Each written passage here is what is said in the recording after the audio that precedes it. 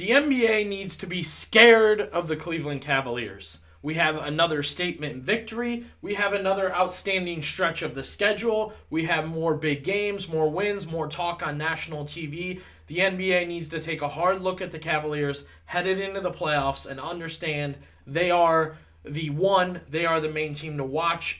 They are the main contender to Boston, if not better than Boston, and we're going to talk about it today. Hey everybody, Billy Beebe back with you. More than excited to be running Cavs Digest. This has been one heck of a season.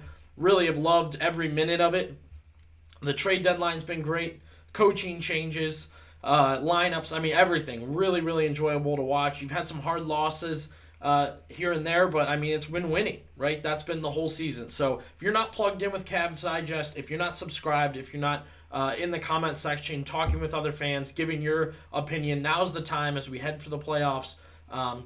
20-so games left. Cavaliers getting ready for those matchups. We're going to be watching who they may play when, how we're grading those teams. Teams like Orlando and the Knicks, who I originally worried about a couple months ago, now look to be down. They look to be struggling. They look to have no confidence. So, hey, that's going to play a big factor in what we talk about going forward. But I do want to jump to the Cavaliers' win over the Celtics first.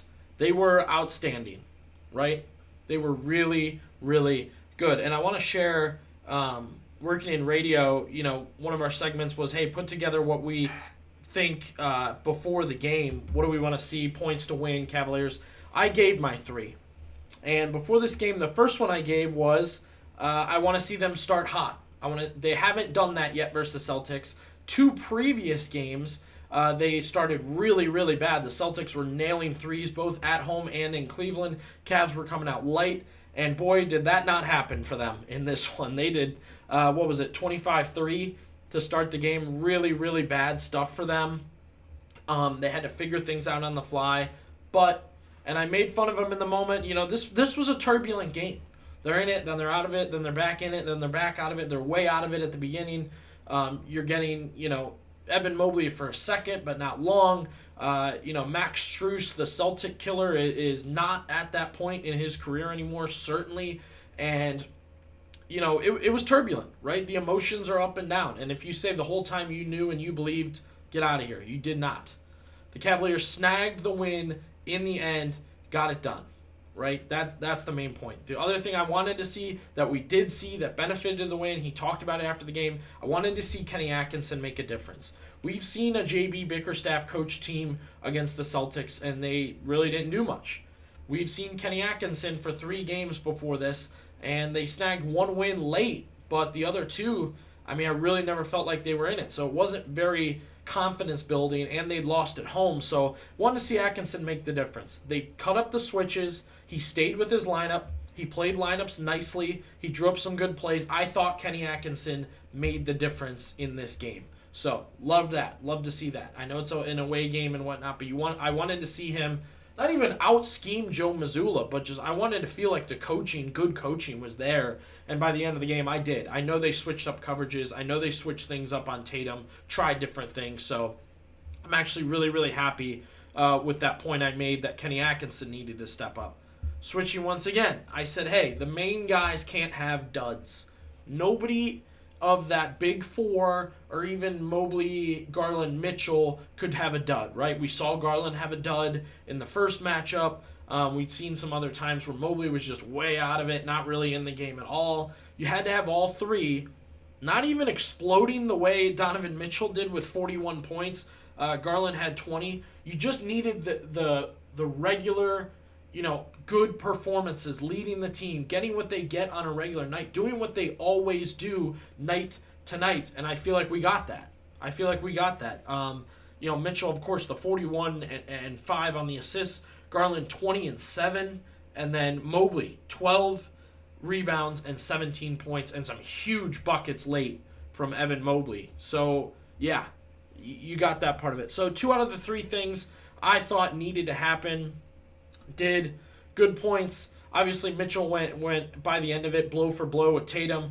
I thought Garland played well. I don't care that Drew Holiday and Kristaps Porzingis did not play. That does not matter to me because I can't tell you how many times we've lost to the Celtics and it didn't matter that we didn't have Dean Wade, or we didn't have, such and such performance from Garland. I mean, you name it, right? I mean, it hasn't mattered. So the Cavaliers, by the end of this one, if there's one thing I want to hit on more than anything in this, they took the Celtics' best punch, got back up and fired back and took the win.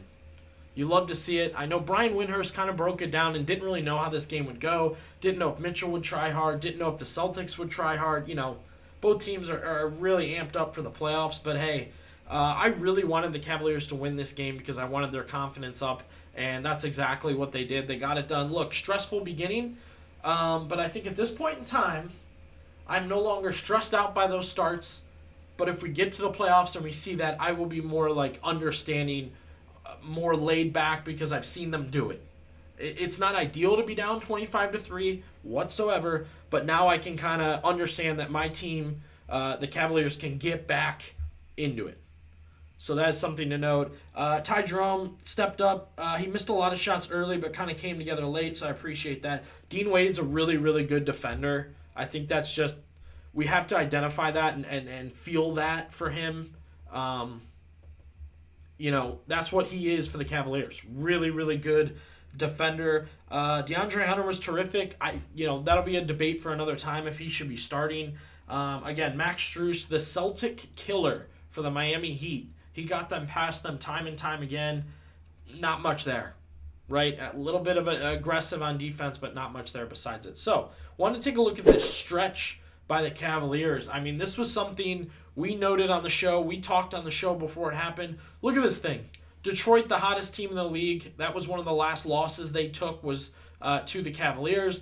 They dose Washington, take care of Minnesota, go to Toronto and win, find a way to come back against the Nets, absolutely trounce the Knicks on national TV, take care of Memphis on national TV, no Garland in that one, trounce the Magic on national TV. I believe no Garland in that one either. I might be wrong on that. And then they take care of Boston in a major comeback and a statement win. One more time, say it with me, on national TV. 4 games in a row on national TV. ESPN, TNT, ESPN, win, win, win, win. Take them serious. Be afraid of them. Understand what they are. And if you're a Cavs fan, get excited. They're coming down the stretch. Everybody's playing well. They're finding ways to win night in and night out. You got to fix a couple things here or there, right? We'll get into this later. This may not be the time. We got to figure out the Strus or Hunter thing in the starting lineup and minutes and things like that. Because, Strus has never done it for me and still isn't doing it for me. That's just my honest opinion of him. I don't know what you could do strategy-wise. Darius Garland has to avoid getting hit in the face. It's ridiculous. It's hard to watch. It's ridiculous. It looks extremely painful, and it's happening way too often. Way too often. One of the TNT guys said he needs to gain a little muscle, and I'm not about that, but he's got to figure that out. I'm excited to talk about all this. Good reason to subscribe to Cavs Digest and stay tuned with us.